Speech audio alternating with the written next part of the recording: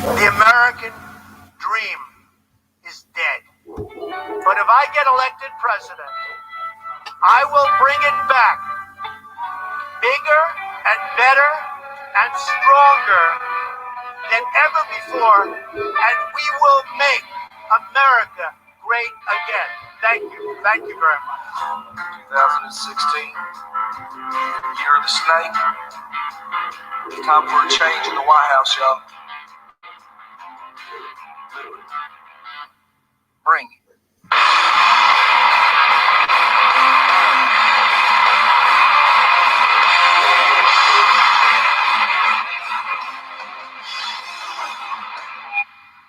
If you want a real deal, then you gotta get a real leader. Want a real leader, then we need a real man. Build a wall, deal with all them terrorists. America needs a man that can.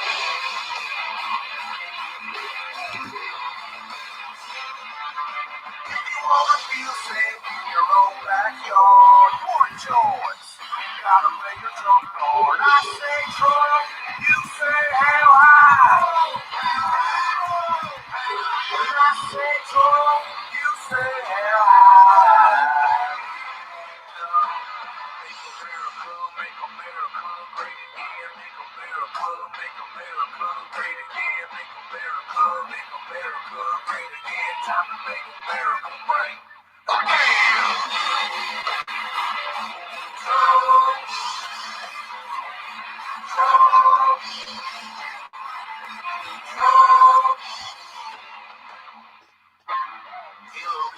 How's it going, folks? Welcome to the show. Please click the share button.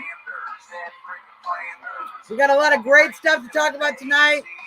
We're going to have Diane Ventura pop in here in just a minute.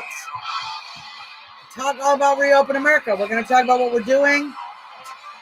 And we're making some progress because I'm actually very excited. There we go. There we go.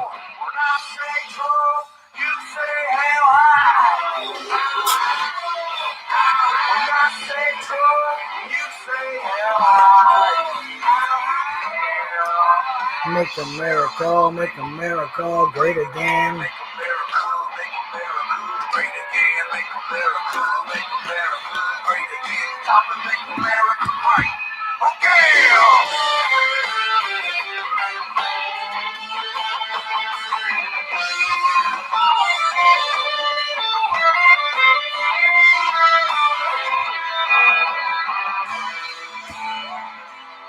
Are you a real patriot of the USA? Do you like having the right to bear arms? Protect your family? What about the ability to work a job? Have jobs available to us?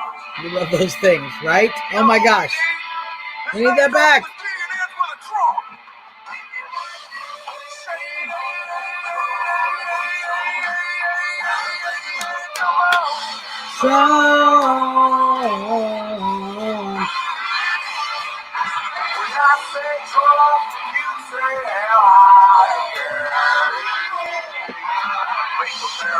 Make America great again. Make America great again. Make America great again. Time to make America great again.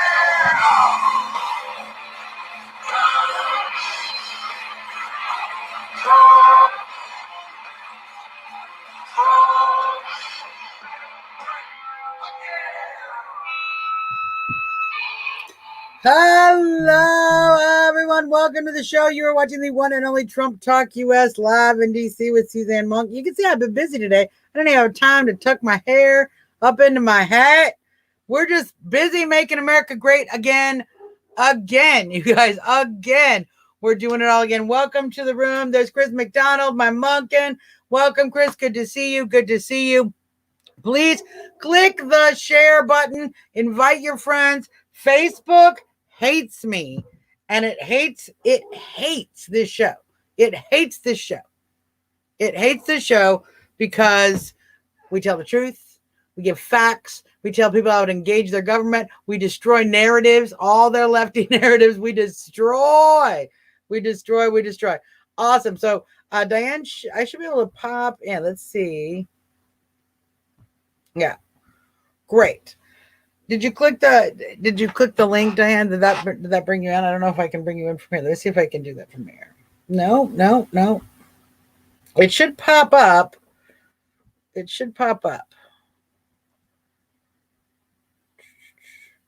What are the instructions? Let's see. Blah, blah, blah. Okay. It might not be popping up, Diane, if you're using your phone, actually. You might have to do that on the laptop. That might be the problem that we're having, is that it doesn't work on the phone. I forgot to tell you that. There we go. See, device. Oh, up. Magic is happening, you guys. I have to do that. It doesn't work. Excellent. I forgot to tell you that. There we go. I didn't even get you on my shout outs. Magic is happening, you guys. Oh, yeah. Mute your speakers, Diane, if you can. They're perfect. That's perfect. Because I can hear myself. Now I can hear myself talk, which is kind of like real life, but unnecessary. So I wanted to give, of course, a shout out to the Trump towel. We have Diane Ventura. I don't even have one on me right now. She's always doing amazing things. There it is. You know, we still have the Trump towel. We still love the Trump towel. In fact, I keep an extra one so I can rally. Just, you never know. You might need to rally immediately. I also want to give a shout out to our sponsor, sendmeg.com, who, you know, she has been hit hard by this shutdown as well and can certainly use the business. So if you're in the northeast part of the country and you need something delivered, she'll figure out how to be an essential employee to make sure your stuff gets delivered. That's what she will do. She is willing to bend a rule or two. That's why I love my Patriot, especially when the rules are unconstitutional, crazy rules. So everybody, I'm super excited. Diane and I have been busting butt over the past several days, and I just want to show everybody the magic straight before I show you it on my boobs here. So everybody, the brand new Reopen America t-shirts. Look how good, you guys. Oh my gosh. These are awesome. And these are going to be available in the next day or two. Diane's going to have the links up for everybody. And I've got mine on right here. Love it already. It's comfy. It's soft. It's made in America, which is good because, you know, we are trying to reopen America, not China. They've already done enough openings. Stupid China. All right. So I wanted to talk a little bit. I know Diane and I got a chance to talk to Ben Burkham today about Reopen America. And I think it was a great way to introduce this project to a lot of people. As everyone who's been watching the show knows, they've been following me all along.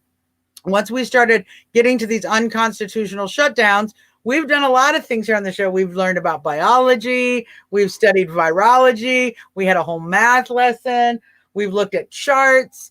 And of course, we've concentrated on how to call your governor and how to call your mayor and how to reach out to your political elected officials and demand that they give you a better plan.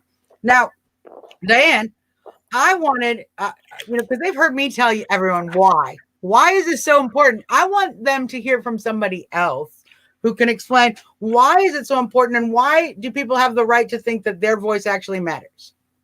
Because our voice does matter. We were blessed to be born in a nation where we have what's called freedom, and we're not using it. We're not executing our freedom. We are letting our officials that we have elected tell us, you know, there's something really scary. We don't have statistics on it completely. We have curves and estimated numbers, which have gone from 1 million down to 60,000. Mm-hmm. And everyone was sent into their foxholes.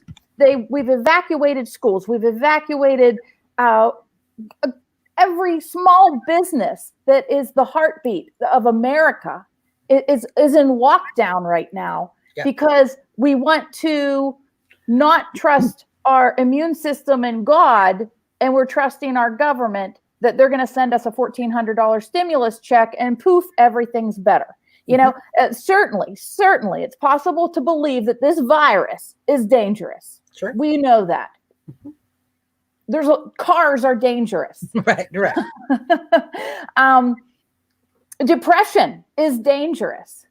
But this virus, we don't have the proof that it is dangerous enough to collapse our entire economy. Right. That's And really the question that so many of us been asking, and not we hear the fear shamers. They love to say this. Well, do you think money is more important than lives? And again, I try to explain to these individuals, if you shut down the economy, you're risking a lot of lives, not merely for the fact that we are starting to see damage being done to our food supply chain. We are seeing our dairy farms being forced to shut down because they are having to dump milk, in part because they don't have the truckers to get the milk to market. So we are breaking down that part of the supply chain. We've seen the fisheries in Maryland here have had to shut down because they are not able to sell all of their fish. And so there are fishing companies that they've had to sell their boat just to be able to pay their expenses. They will not open next year. We're losing a lot of infrastructure, economic infrastructure, that is going to be key to, one, keeping people fed, but also when we see people who, we have families, families, we love to talk about the elderly. Families are the ones who are often supporting those elderly people. And if your family doesn't have a job, we're actually putting those elderly people at risk, people who are on fixed incomes, people who can't get out of the house. We have governors in states that are literally, in fact, our good friend Audra Johnson, love her, she's in Michigan. She was actually contacted by the governor's office herself because she was delivering food to elderly people in a no contact fashion.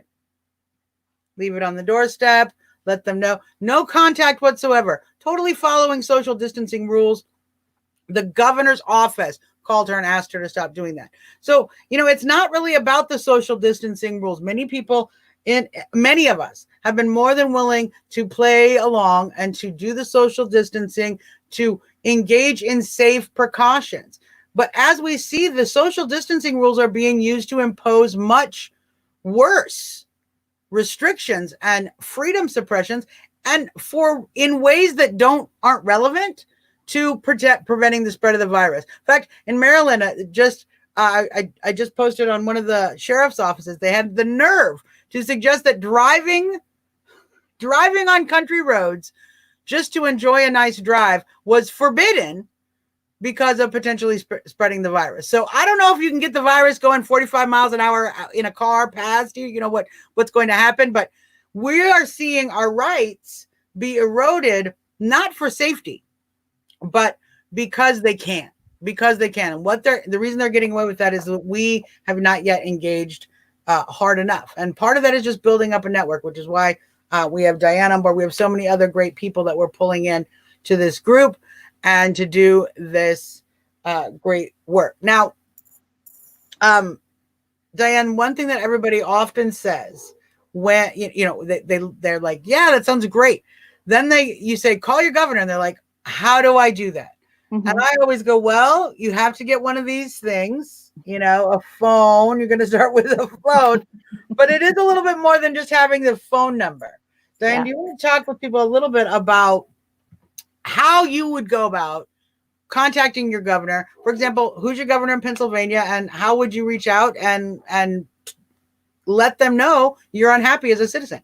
Yes, and every person in America has this freedom to do that. And, one of our goals, the goal with this, is to, in a kind way, get people to demand that we reopen America. And how we're going to do that is by having our voices heard. I say, your voice is your vote is your voice. Well, once that vote goes through, you still have that voice that you can Google a link. The link that I want you to Google is governor's contact information. Pennsylvania governor contact. We have a link on Reopen America that is every governor in the United States. And it's the address and it's the phone number. Right. And you call that number. By law, they have to take your message if the call goes through. Yep. Write a letter. Handwrite a letter. Email a letter. I don't email letters anymore. I handwrite letters.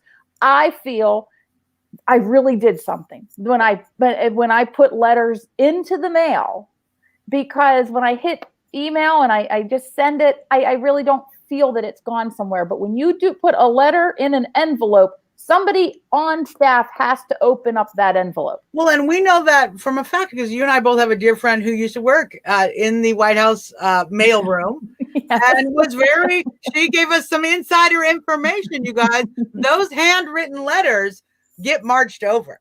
The Yes. handwritten letters have a different weight in the press, in the mail room there at the White House than your emails. Maybe Than the email. Yeah. So when you write a handwritten letter, the likelihood that that message is going to go further than just the person who reads the emails is very high. Pro tip, write the letter. Write the letter. The other thing is, we don't need a template for a letter right now. Right.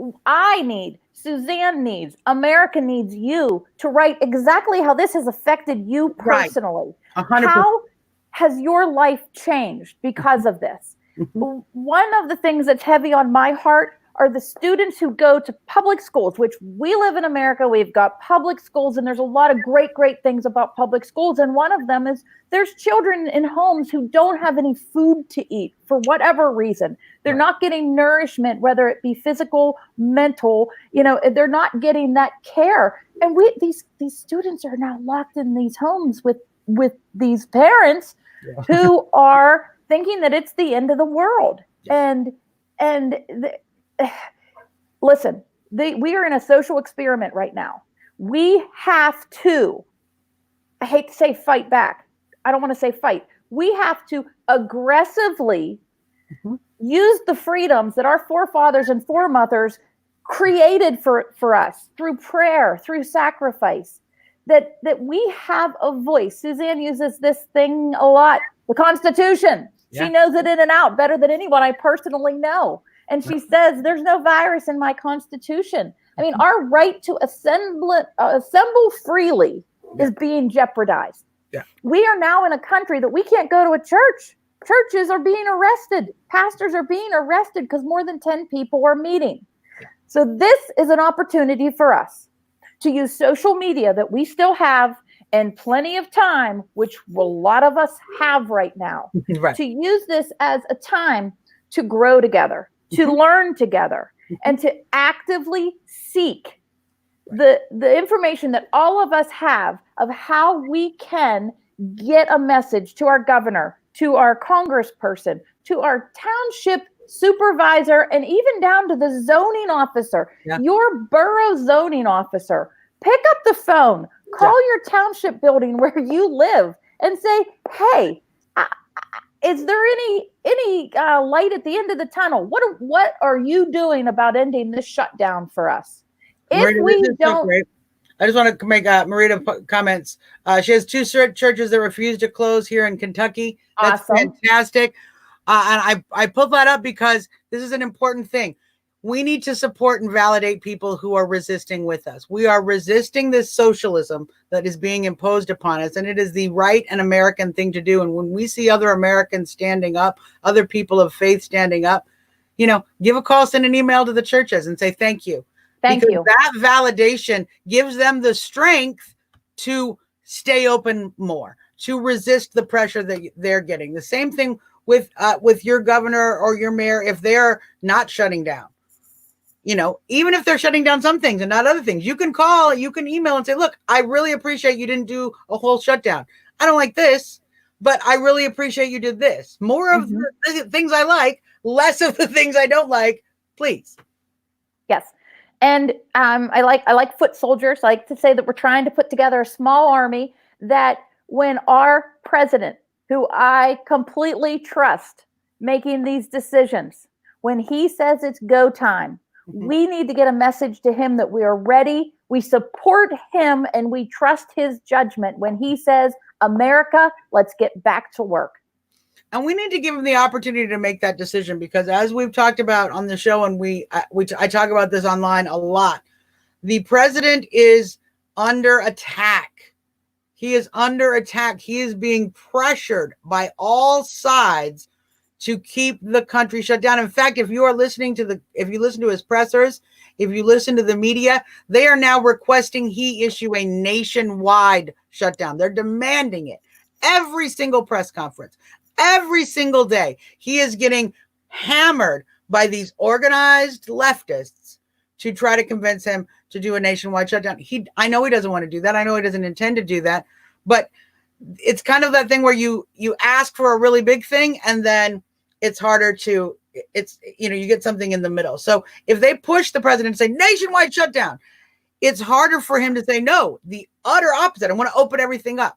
We need to push back. We need to say not only nationwide shutdown, no shutdown, especially now that the CDC has come out and admitted that their original numbers, 2.2 million. I'm pretty sure I got my chart here because I keep it handy.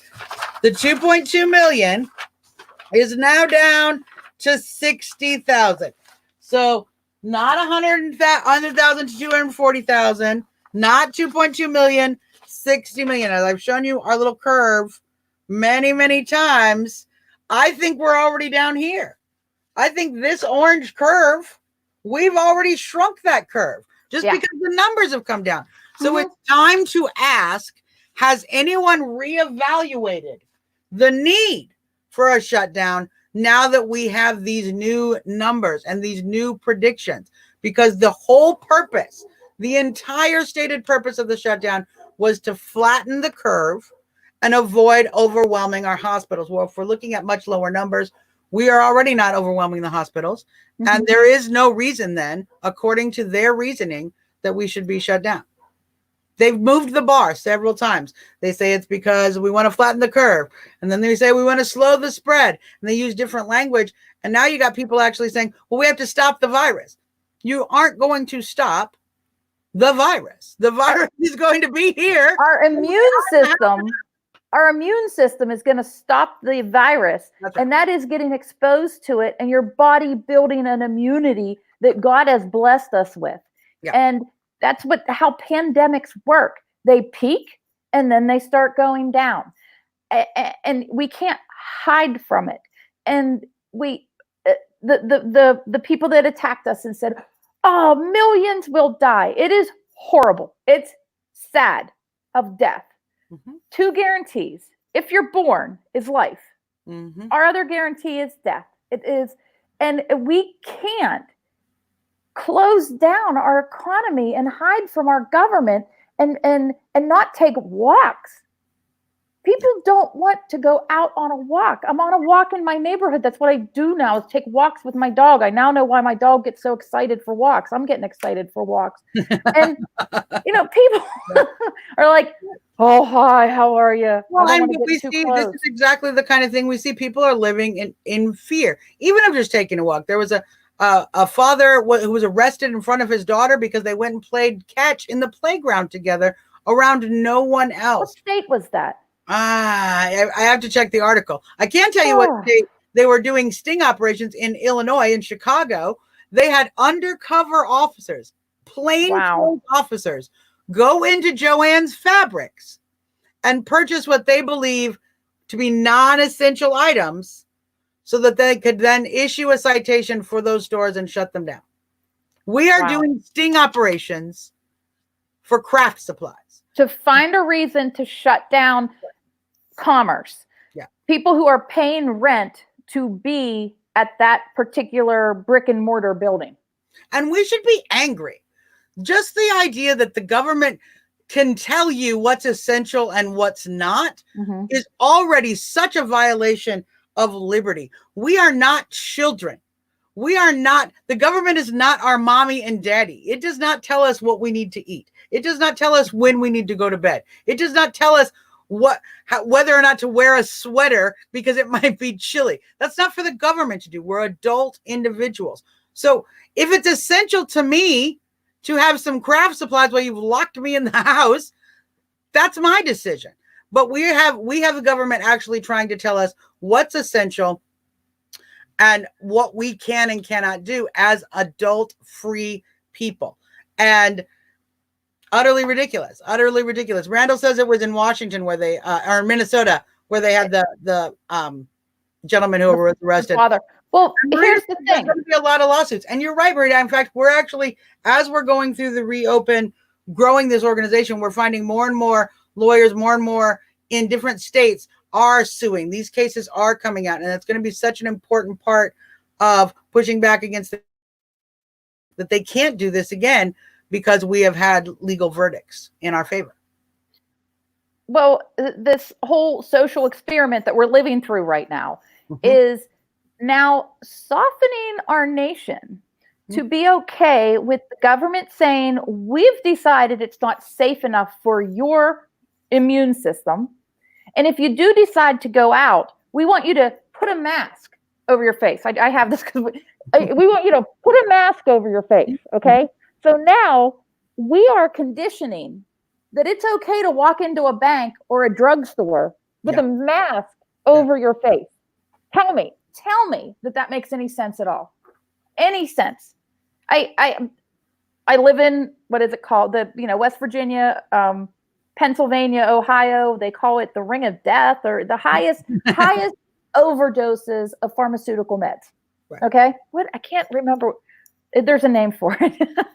But, if you're in a drugstore, this is 2, 3, 5 years ago, and somebody came in with a mask, you kept your back to the wall and you got out of there. Right. In a drugstore. Now 90% of the people that you do see on the streets have a mask on. Yeah. So now it's acceptable to go into a bank. Yeah. We have a one of the viewers over here on Twitter. It's interesting because you're saying that, because we're talking about covering your mask, using the mask. This is not actually going to be that effective of a method. Masks are genuinely, if you're sick or if you are a medical professional, for the most part, wearing a mask is not going to do that. In fact, you've seen a lot of the politicians, they wear it like this below their nose. You're not helping you. You're not helping yourself. More important, and I bring this up because one of our guests mentioned this, they need to talk about increasing immunity 100%. 100%. In the reality, what is going to make the difference is a strong immune system. When your body is strong, you are actually helping the whole community. They say, oh, you're being selfish because you want to use your immunity to defeat the virus. No, I'm actually doing my part to create what is called herd immunity. Herd immunity occurs when enough young and healthy people, not old people, pay attention, when enough young and healthy people have been exposed to the virus and they no longer contract the virus, they no longer get it in their body, the body immediately defeats it. It then becomes much more difficult to spread to the more vulnerable parts of the population, because if I come in contact with somebody who has the virus, I have immunity, it doesn't get in me. I move on. I go back home to grandma. I don't pass it to grandma. That's how herd immunity works. Well, early on, when I was saying, this is crazy, we can't do this, this is not American to shut down. Right. This is nuts. Well, millions will die. People would say, I hope you get it. Oh, my goodness, I hope I get it. Let me go on record. If I don't have it already, I hope I get it.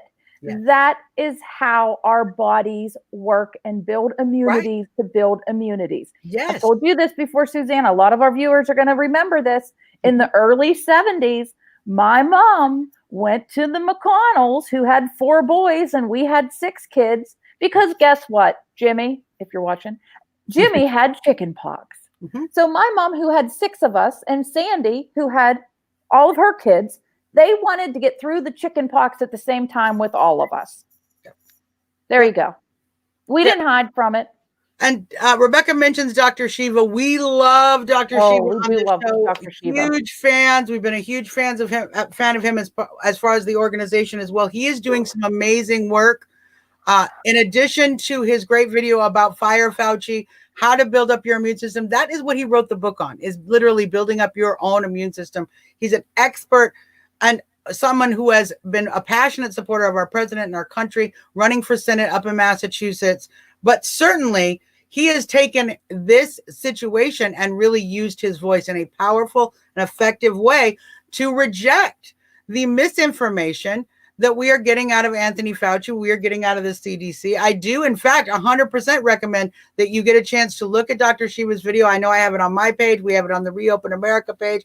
We will continue to share that video and continue to reach out to Dr. Shiva and hopefully bring him on board with our mission. We'd love to have him sharing what we're doing. And of course, we share what he is doing, because we need to re-educate people. The media has taught us that Everything can be manipulated, and so we don't know who to trust anymore. And so it is so hard to get people real information if you have not been taught to critically think. Now, what's great is most of the people who watch my show are critical thinkers. They think for themselves. They ask questions. They do research. So it's a great group of people. Dr. Shiva makes some of this information accessible in a way that if you haven't done enough research, you can still keep up. You can still catch up. You can still understand the situation in a very practical, useful way. He's going to tell you about vitamin C, vitamin D, vitamin A. Zinc. He's going to talk about zinc, how important that is.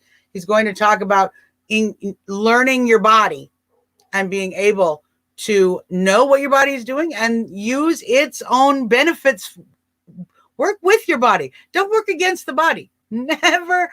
If I could just give you one piece of advice, don't work against the body. It doesn't work in gravity. It doesn't work in tight jeans, and it doesn't work in immunity either. Take it from two broads in our late 40s. Hey, let's talk about Reopen America. Yeah. I'll go. Reopen America is what has been born this week, but it's something that Suzzanne and I have talked about for more than 2 years, about having a time to train, a time to take advantage of a lot of people saying, how do I do it? Yeah. So people say to both of us, she's in DC, I'm in Pittsburgh. I don't know how you do what you do. Well, neither do we. No one taught us. We just did it. You know, we wanted somebody elected. We campaigned for that person. We found out everything about the other person they were running against. And we educated ourselves enough. My dog's getting upset. He thinks I'm yelling at someone, but we educated ourselves enough, and we learned as we went. But what we want to do right now is bring attention, awareness to this is crazy. We're living in crazy town right now. We're not in Realville. We need to get back into Realville, where every one of us gets up every day, goes to work, does the best that we can, protects our family, protects our neighbors, and loves our country. Yeah. We're hiding, guys. We got to come out of hiding, and we got to get a message to our great president, who we trust, who this is not a surprise to him, but more important than anything, this is not a surprise to God. God's the creator of everything. There's no coincidence that we're all on this call right now. There's no coincidence that we have the experience that we have, and we are wanting to share that with others, to say, listen, get on the phone, call your governor, write a letter. Yeah, Please, and so this is exactly write the letter. This is exactly what Christina Rossi says. Suzzanne, it's the state governments. It is the state governments that are issuing these shutdown orders. Go to the CDC website, read the guidelines for yourself. The president has not said shut down. The president has not said close schools. He has been engaged by the media to, as you know, our president does. He talks with the media. He says things a little bit this way, a little bit that way. He has his official guidelines are putting all of this on the states. And he's said that openly. I'm letting the states do it on their own. And he's letting the states hang themselves. Yeah. There are so many people that are getting revealed that they are not prepared for this job. Right. Or they are openly dishonest, as we saw in the case of the Connecticut governor that Candace Owens has been calling out for misrepresenting the cause of death of an infant who was accidentally suffocated as a COVID death. We see this happening across the country. Our governors are now putting their foot in their mouth and admitting these lies and misinformation. Oh, so certainly. It is the states. It's 100% the states that are doing this. And this is why we started Reopen America, because looking at this problem, you wake up and the world is apocalyptic, and we start to wonder if we need to start dressing in leather and chainmail and get our road warrior outfits out of the 80s closet we had long ago. But it's overwhelming. And so one of the things we wanted to do is to come together so that we could educate each other, so that we could inform and support each other, and to figure out the best strategy. And that strategy becomes, again and again, contacting who shut you down. Call that person, email that person. That's the person who can turn it back on. The president cannot. And I know everyone, there's a lot of folks that say, look, the president, he's got to set a deadline. And if he doesn't set the deadline, we're all going to be mad. Well, don't be mad at the president. Exactly. We have a republic, you guys. We have a republic. We have 50 state experiments. The federal government does not have the authority. Now, he could push back. He can hit them on Twitter. He can start to have different departments start to push back as well. So can we, though? We can push back. But we have to. He can't do it by himself. We have to be the uppercut. He's going to come across with the jab. We're going to come across with the uppercut. We need to be that groundswell underneath the president. And as soon as he feels that groundswell, he is going to be able to pivot. If you want the president to have that deadline and to say, we're going to reopen on this date, and that's what's going to happen, you need to call your governor, put pressure on him, and you need to send an email to the president and to the White House and let him know you're ready to reopen and you are ready to take on these Democrats. As soon as he gives the word, he needs that message. Not just him, more so his advisors, his pollsters, the people who whisper in his ear and say, no, Mr. Trump, no, the American people aren't going to like that. We need it. We need it. It's not a matter of like or not. We need to go back to work. So we're going to need to be able to let the president know we're ready to help him fight the governors. That's who the fight is with. We're not fighting our president. We're supporting our president. We are helping him fight these governors, these Democrats, these rhinos, these establishment individuals who would rather trash their state economy, endanger the health and well-being of their citizens so that they can get a win over on our president. 2 assignments. Handwrite a letter to our president. Thank him for the work he's doing. Please, if you feel the way that we feel, say, let's reopen America. What's the timeline? We support you. Our feet are on the ground and we're ready to run. Yeah. And then if you live in any state in America, or find the link and write to the governors. Write to the governors who are supporting getting back to work and are not putting chains on freedom in the states. Right. But more importantly, write to the Tom Wolf in Pennsylvania, write to Northam in Virginia. Yeah. You don't have to live in Virginia to send them a letter. You don't have to send. You can send a letter everywhere. If you don't like, if there's a governor you like, for example, I've called Ron DeSantis' office many times and thanked him for some things he's done and complained about other things he's done. I know right now he is keeping the churches open in Florida, which is something different from other states. So that's something to call and say, we appreciate that. Let's get the beaches back open. Let's keep moving that ball forward. So you can call anyone. You can message anyone. You can reach out across the nation. Nothing beats a handwritten letter. Yeah. And here's important to think. You can call and reach out to your sheriffs, to other sheriffs around the country, because these are the individuals. And I want to just give a minute to talk about our law enforcement officials and the situation that they have been put in. They're being put in a very difficult situation. There are many law enforcement officials now who are being asked to enforce unconstitutional law orders, not laws. No one voted. Unconstitutional orders. They are being put in between the politicians who are making these decisions and the angry populace who is being victimized by these decisions. That is an unfair position to put these officers in. And I just read a piece from, I believe it was Iowa.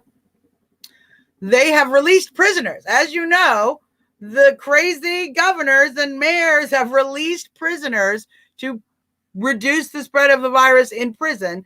We have to be locked in the house. Prisoners get let out. We have actually now seen police officers, and this is what the post was about.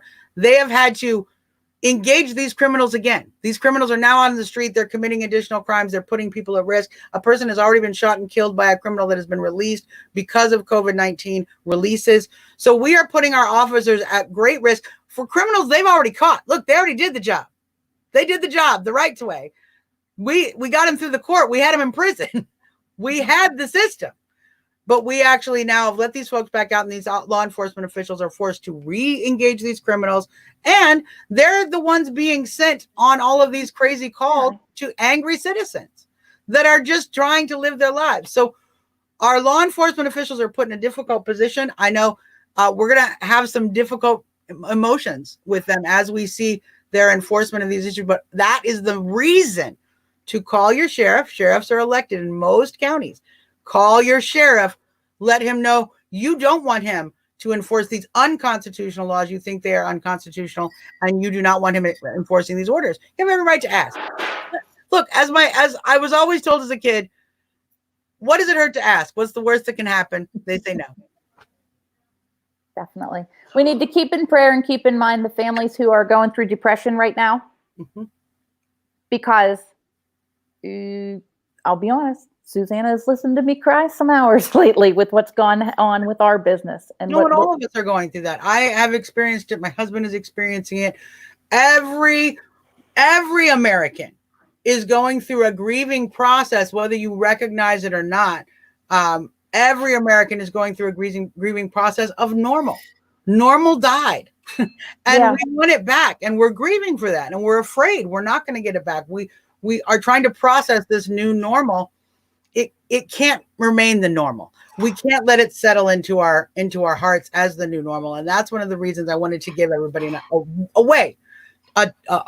Even a life raft, a life preserver, something we could do that gives us the ability to push back against this harm that's been done to each and every one of us. And something that we can have a project, that we have a goal, and we have an outcome, a desired outcome, that we're working together to save America. Literally, something that we have said for a long time, we're saving America. And I know that we do. I know that we make a difference. And the more people we have helping us, that's what God wants us to do, is as communities work together. And we need to get back together.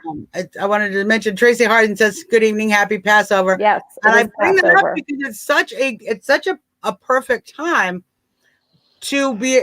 We're experiencing something that does have biblical overtones when we're looking at Jesus coming into. It's very interesting when you have Passover. Easter and Passover are linked. They're intricately and always forever linked, because as we know the story of Jesus coming into Jerusalem, we know Palm Sunday, he came in, he came to the temple, he turned over the tables of the money changers who were using the temple, the place of God, price gouging, as a political vehicle, as a place to change money for taxes. And we are now living in a time where our politicians yet again are telling us how to use our churches, how to worship in our churches, and they're telling us not to do it at all, regardless of whether or not we're following social distancing. There was a great church that wanted to continue to hold service, and so they set up the parking lot so all the cars could be outside. They broadcast their sermon that day over a radio bandwidth that everyone could tune into in their vehicles. They were still shut down. We're following social distancing. It's not even about that. It's about power and control. And that's the same thing we saw with Rome when in the time of Jesus. That's what Jesus was speaking out against, was this Roman influence and how it was affecting the Jewish people. And of course, much more how it affected each and every one of us. It was a bigger story. But it was certainly a story that was not just for us today, but for the Jews of that time who were there struggling under Pontius Pilate, who were struggling under Roman rule, who had been crucified up on the hill time and time again because of Roman oppressive government telling people how to live their lives. We're experiencing very similar things. So I think it's very poignant that this movement is really gathering legs right at this Passover time, when we know Jesus came together with his disciples and sat and had a Last Supper, which was a Passover Seder. They passed the unleavened bread, they passed the wine, and created one of the most renowned religious ceremonies all of us have the world has known, the Holy Communion. That event was a foundational moment for the Christian faith, for those men who had followed Jesus and how they would go forward. It certainly changed everything. The next day, everything changed for them. Jesus was found in the garden. He was taken by the guards. He was whipped. He was punished. He was put on the cross. He was humiliated. They were threatened. Their lives were threatened to the point where they feared and they denied Jesus. and they ran away. And we know the stories, but that's what we're experiencing. We're experiencing a similar invasion of government. We were all living our lives happily, getting President Trump reelected in 2020. And our soul, our spirit, Uncle Sam, if you will, has been taken away by restrictive and oppressive rule.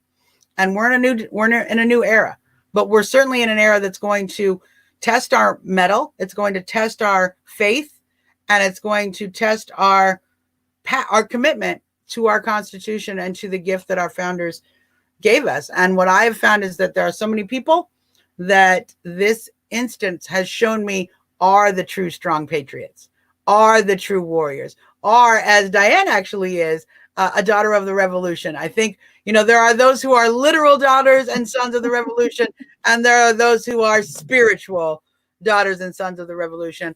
And we're going to need to reform and refound this country. And we're going to need to, once we get our country turned back on, establish our Constitution as the law of the land again. And that's going to take a lot of political action, not just now getting the government open, but continuing forward. We will be engaging our senators and our congressmen to protect the Constitution more effectively. We cannot be living under fear. Fear not.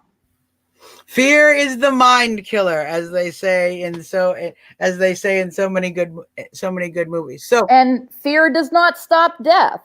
Fear stops life. We have to get back out there and get living, and not be part of this experiment of the frogs in the boiling water that gets a little bit warmer and warmer. Wake up, America! Please help us get out of this. She makes a very good point. She says, government takes control by making people dependent on checks. Then the government controls our lives. It will come to no vaccines or no money. Bill Gates stated that proudly. Don't forget who Bill Gates is. That is so. Yeah. I'm glad you mentioned that, because we are fighting a very well-organized, well-funded, well-established enemy. That globalist enemy we have had to fight for. We've been fighting actually for a long time, but we are seeing it in its peacock plume right now. They are really feeling that they have all of the power. Bill Gates isn't even hiding his mission anymore. He's become much more clear. But what I think is great is through social media, through our activism, and many of us already active because of President Trump and because we came behind this American first agenda that we started in 2015. We're already up. We're already active. We've already been sharing. We are already defeating his power here in the United States. More and more people are resisting the idea of this vaccine, are rejecting the idea of Bill Gates having any say over what people do. Now that's going to be good for us. He's working in Africa though right now. He's already working on getting the Africans on the vaccine. A question. Once our country reopens, will the people continue with this new anti-social behavior?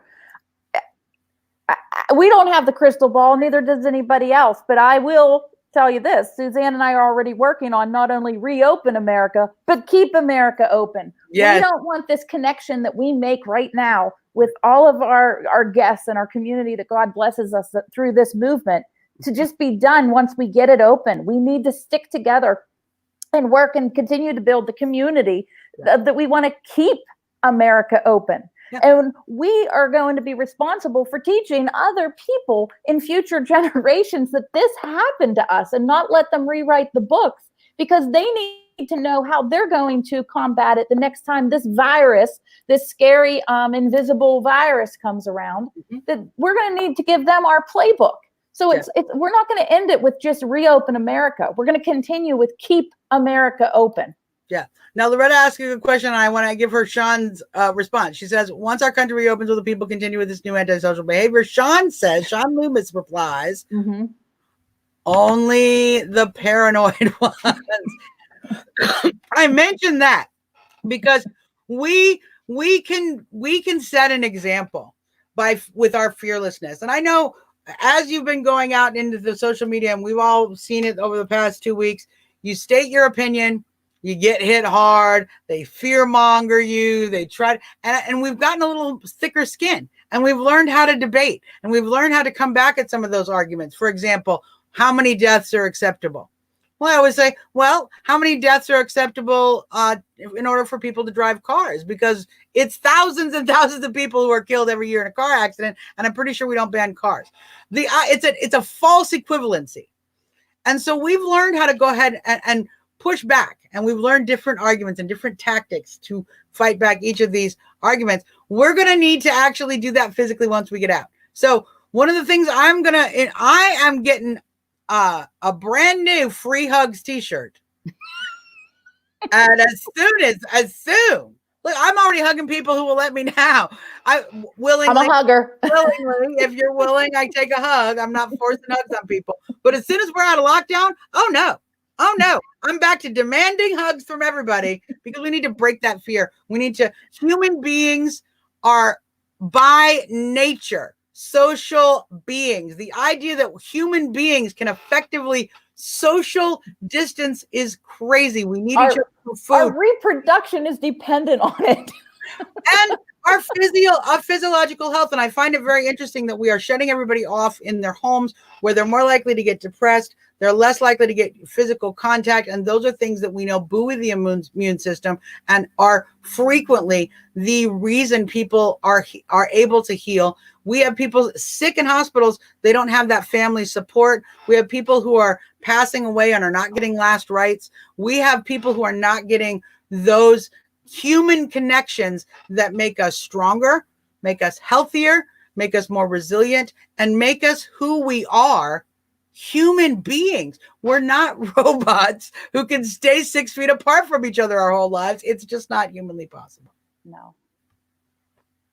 Yeah. Reopenamerica.org. If you're not on our page already, find us on Facebook. Yes, our Facebook address is Facebook.com/Get America Back to Work. And we just put up our Twitter page, Reopen USA. So we're expanding, and we need everybody to keep sharing and getting that information out for us. And we have a Saturday call, Saturday at 3:00, a Zoom.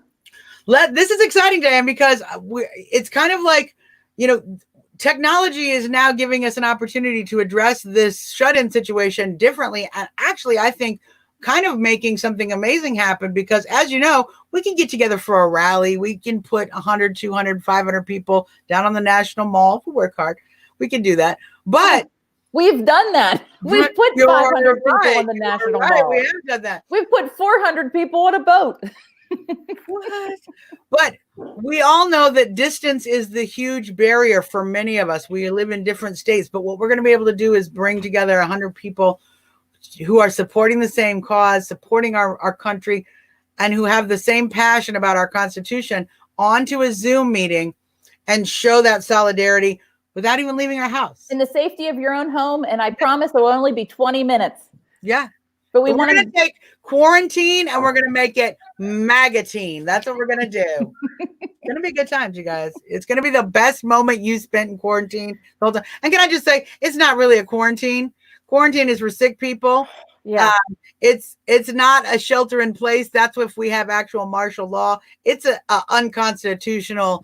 It's tyranny is what it is. When the government tells you to stay in your house for no decent reason, with no idea of why, how, or when we're going to stop this crazy overlord world we're living in, that's tyranny, my friends. And America crumbled, and it's enough is enough. We got to let our president know we support him. We got to let our governors, our senators, our congressmen say, look, we are not in support of this lockdown, this shutdown anymore. The numbers do not equal the radical events that it has led to. And the CDC has been very open that they are labeling any death. Oh, Butler County's first death. They're not hiding it in any way. So we know that's happening, and they're still trying to use these numbers to frighten us. And it's so, I'm going to close out with this, and I'm going to let I wanted Diane to do a nice prayer with us today. Cause as you know, we do our to-do list every day. Here's my to-do list. My to-do list. Pray, live, hug. This is what my to-do list was today. Oh, we do the same thing. We do the same one. Pray, live, hug. But I wanted to, every time I really am, I sit in this office and I keep this little pillow, this little God Bless America pillow right here where I can look at it all the time I'm doing the show. And it's a dorky pillow, right? You don't think it's very, why would this pillow? But I received this as a secondhand gift. And when I received it, on the back of the tag is this message. And it says, Dear Ngan, congratulations on being a citizen of this beautiful land, USA. Your friend Gabriel. This pillow was a gift to a brand new American who came to this country probably with great effort, with great cost, with great expense, with great hopes and dreams. She studied the Constitution. She learned our history. She passed the test that I think many native-born Americans probably would not pass. And she took an oath. She took an oath to our Constitution, just like every political official does, just like I have, just like Diane has, taken oath to protect that Constitution. And she chose to go through all that. Why? Because she knew that America was the place where your dreams can come true. America was the place where you can make something out of yourself, where you can have a passion and you can turn that into an empire. America is the place where you are free to worship as you want. You don't have to fear the government imposing a religion on you. You don't have to fear being dragged out of your home because you have the wrong faith, because you prayed the wrong way. You don't have to fear speaking your mind. You have free speech. You have the ability to redress your grievances with the government. You are the owners of this government.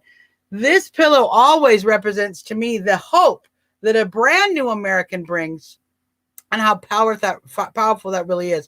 And it is my duty as an American born citizen to protect the dream that this pillow stands for, to make sure that this country is still a shining light on the hill, that lighthouse, that red, white, and blue lighthouse that shines to the entire globe, that says if you want to be free, if you want to live your life free from oppressive government, this is where you can do it. This is the one place on earth where that will always be possible.